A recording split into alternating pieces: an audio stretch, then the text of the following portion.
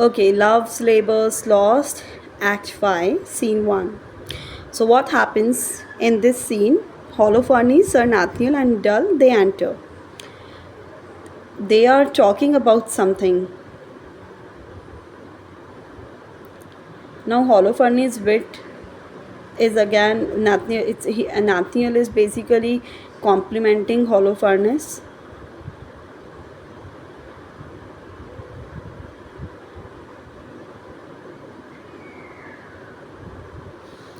Holofernes says that Armado is his friend. He knows him pretty well, but he also calls him ridiculous at the same time because he comments on the pronunciation uh,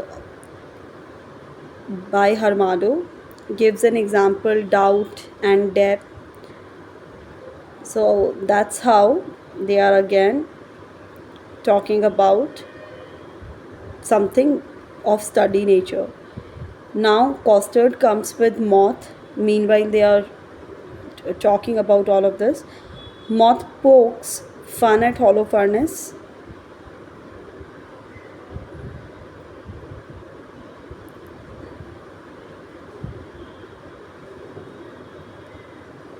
and Nathaniel.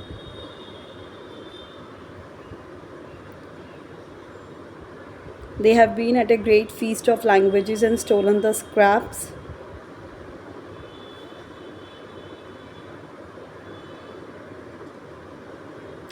Moth and Holofernes, they do some kind of trade. Costard is happy about it because he thinks Moth will give him some kind of remuneration also. He generally gives, so he's happy with Moth. Now Armado and Holofernes are together in this scene, in this paragraph. He's questioning Holofernes, are you a teacher? And is the king taking the princess and her ladies out in the afternoon? So Armado says that we are very close friends,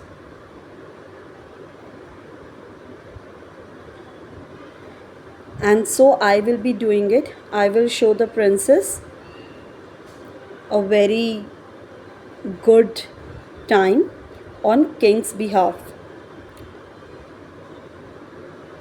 Holofernes suggests that let the performance for that show be the nine worthies, pageant of nine famous men from ancient and biblical to medieval times. Now Armado, Nathaniel, Costard and Moth, they perform and they decide that the play will be in three parts. Dull is going to dance. Everyone gets excited and they start preparing for the play. So this is the scene 1, act 5. Now we'll be doing scene 2, act 5.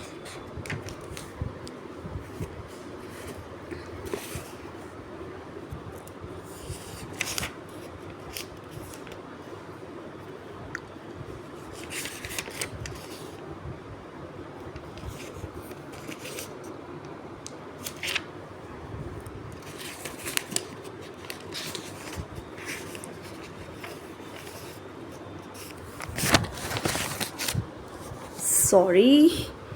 Yes. So what happens in scene 2? The princess Catherine, Rosaline, Maria, they all receive gifts from their beloveds. Ferdinand, the princess, has received a jewel along with as much as in wine as should be crammed up in a sheet of paper. Rosalind says that Catherine's sister is very sad because she failed in the matter of love and she died. Something reminds her, and she happens to share this uh, truth at that time. Rosalind and Catherine were talking about the gifts that they just received. They had just received. Rosalind has received a love letter along with a drawing of her from Biron. Catherine has been given the gloves from Dumaine, and Longueville gifted Maria pearls and love letter. So all the women are very happy with their suitors, and they keep talking about the gifts, and again the conversation is witty and they share jokes. But what is not good here is that the women happen to believe or say that their beloveds or their admirers are nothing but foolish.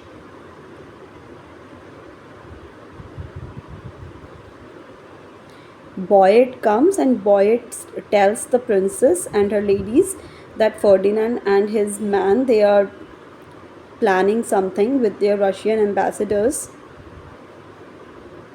They will put on masks, they will exchange their gifts.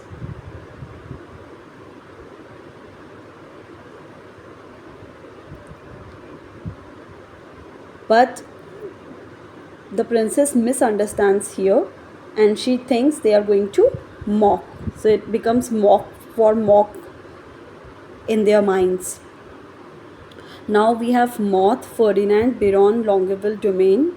They are wearing these Russian dresses. Princess and her ladies, they also wear their mask. Moth starts, he reads out, and he starts praising the beauty of the ladies. Biron has composed that letter, the speech that Moth is reading out. Then Moth leaves. Rosalind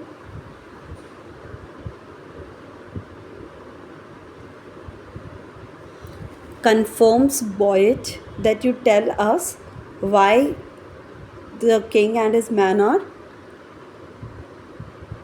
behaving this way or doing this. She wants to be sure. Biron says that measured many a mile to tread a measure with you on this grass. So this is the reply. After listening to this very polite and romantic reply, Rosalind's asked exactly how far have they traveled.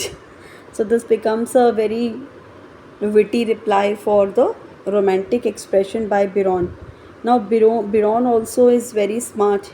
He evades the question and he trades some witty quips with Rosalind. Now Ferdinand and his man, they start playing some music and they ask their respective ladies to dance with them. Ferdinand tries unsuccessfully to persuade them to dance. Each of the men talks separately to whom he believes is her beloved. Ferdinand talks with Rosalind, believing her to be the princess, and that's how we see that they are talking with their suitors or with their interest.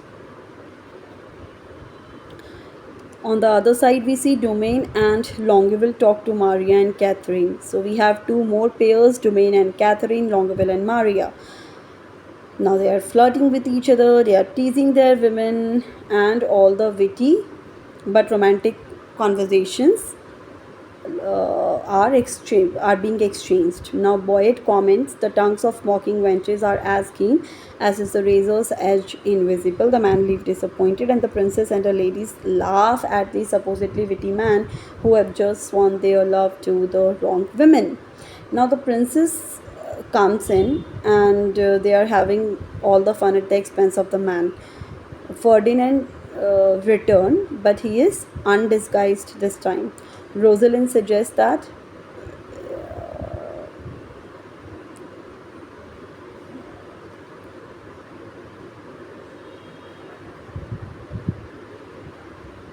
they should also tease the foolish Russians. Poet sees Ferdinand and his lords approaching and tells the ladies to leave.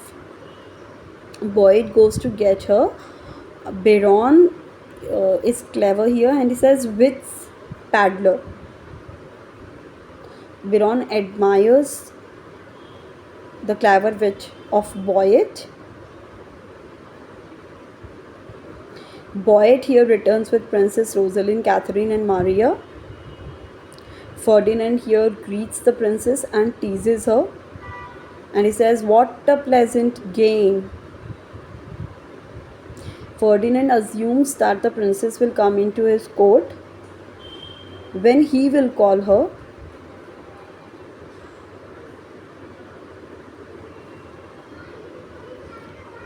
Rosalind here quickly turns Biron's word and she starts poking fun at Ferdinand.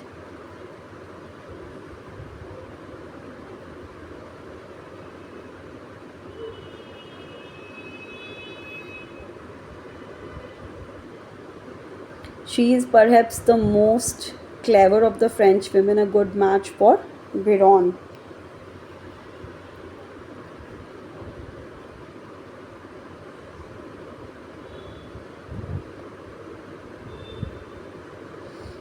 Now the ladies continue to have their fun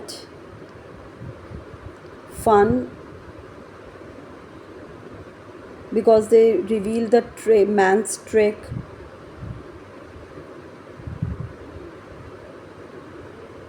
Biron here criticizes Boyd because it is because of Boyd that they are being criticized. Had he not deceived uh, the man's side by getting involved with the women's team? Costard arrives. He tells that the performance of Nine Worthies is going to take place. He says there will be 3 actors. Now Biron understands. He says that 3 times is 9. Costard corrects him, but Biron sends him off. Now Ferdinand is quite worried because he doesn't want to get embarrassed in front of the princess. Armado enters with his literature and then Ferdinand leaves. Ferdinand is reading it out.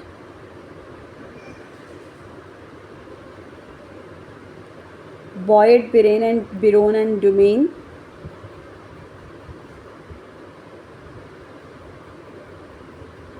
are also preparing and rehearsing.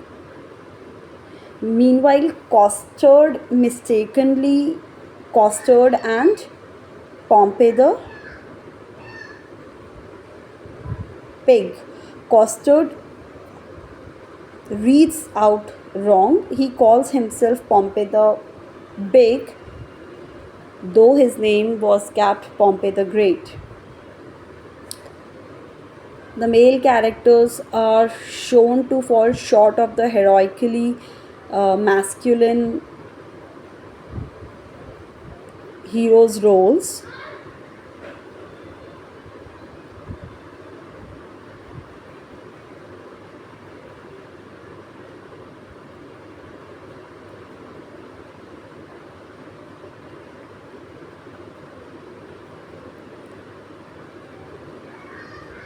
We can skip this part where they are talking. I mean, you should be reading, but I will summarize this part.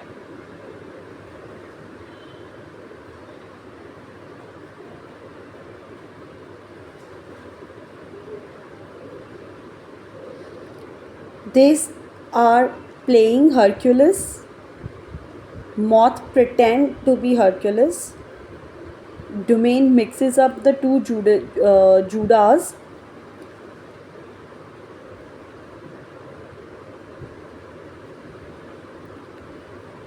Then we have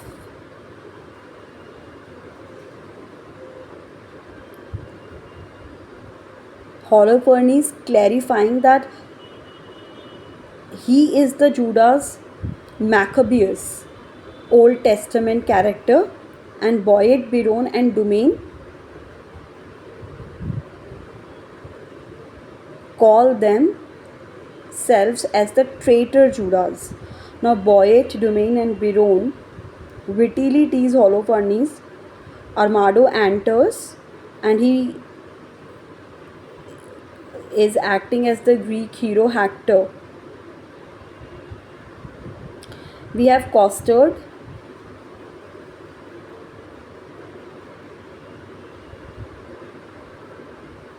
and Armado. Costard is, God knows, he has some problem with Jaquenta, and he calls Armado that Jaquenta is pregnant with Armado's child.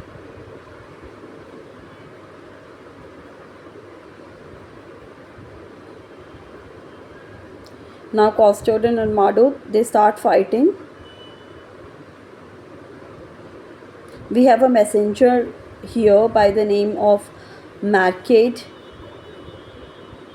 who comes from France and tells the princess that there is an unfortunate news for her, that her father has died.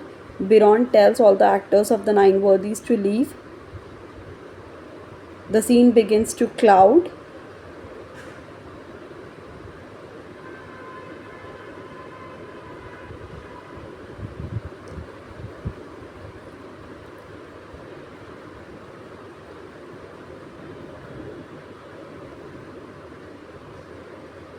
The serious news of the French king's death uh,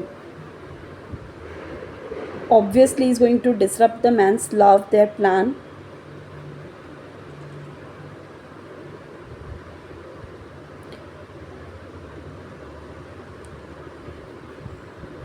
The princess and her ladies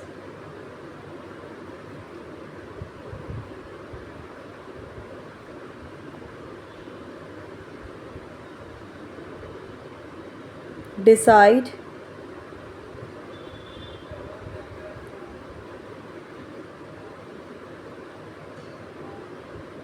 to leave for France. They mourn at the king's death.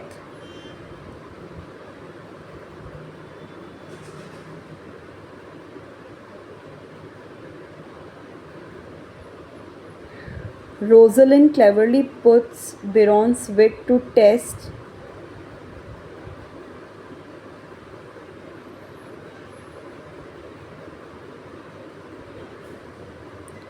She tests him in the serious matters of illness and death. Rosalind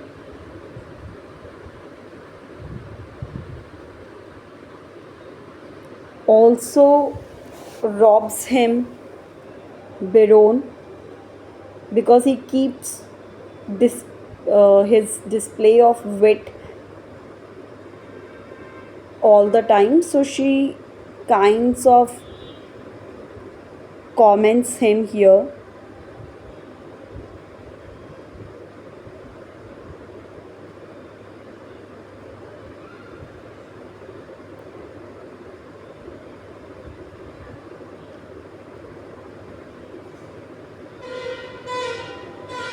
They are talking about one last pleasurable performance, if that can take place.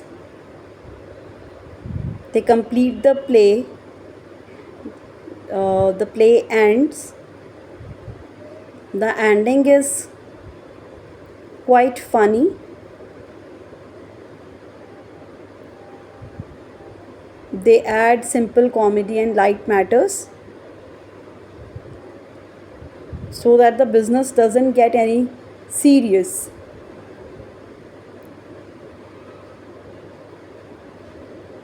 And that's how we see that king and their lords, which I found really